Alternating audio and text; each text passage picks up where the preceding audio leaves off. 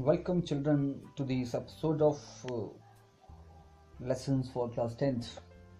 Resource and development is today's topic, and children, in this chapter or in this topic, we are going to discuss about the meaning of the resources, and then we'll classify them broadly into various categories, children, and then we'll focus further on the resource development as well as various agendas and these resource planning.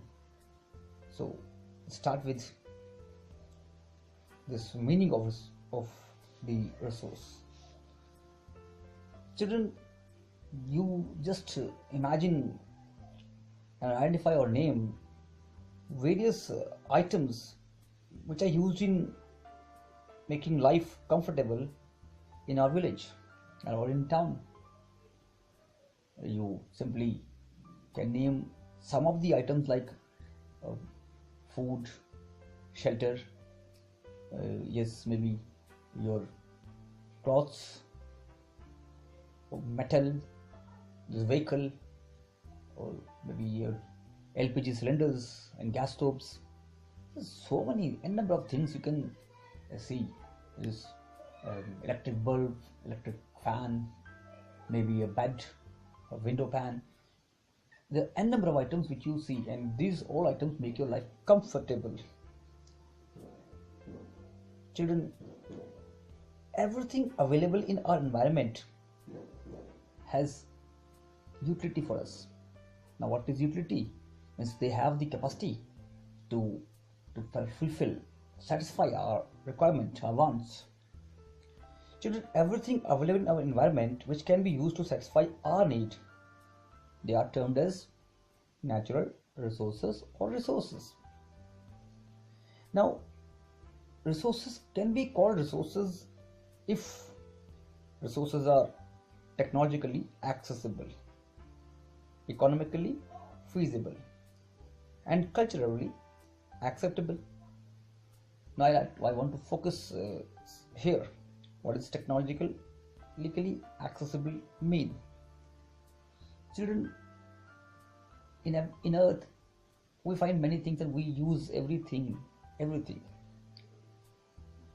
Certain things which are available in the Earth, but we are not able to use it to satisfy our want, which is due to maybe a lack of resources, lack of technology. Then it can be termed as it cannot be termed as a resource. For instance, see, if you go back to old days, and these oceans used to be called as the barriers. It separated one country from another country, and at that time this was a barrier for us.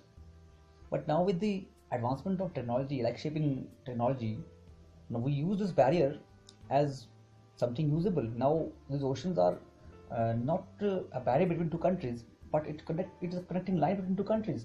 So, resources can be technologically accessible. Anything which is technologically accessible becomes a resource. Economically feasible. If you have a gold or maybe diamond in somewhere, but if you have a lot of diamond or a lot of gold found in some mine, but the cost of mining that diamond or maybe a gold is so high that it cannot be done. So even if that gold is present there or diamond is present there, it can't be called as a resource for that place. So it should be economically feasible. We should have money, capital to use that resource. And by culturally acceptable, children, what do we mean? Why culturally acceptable mean? It should be allowed by the society. For instance, I tell you, if somebody from some tribals from any tribal area, they do not allow industrialists to exploit the forest, cut the forest. So that forest is not a resource for the industrialist.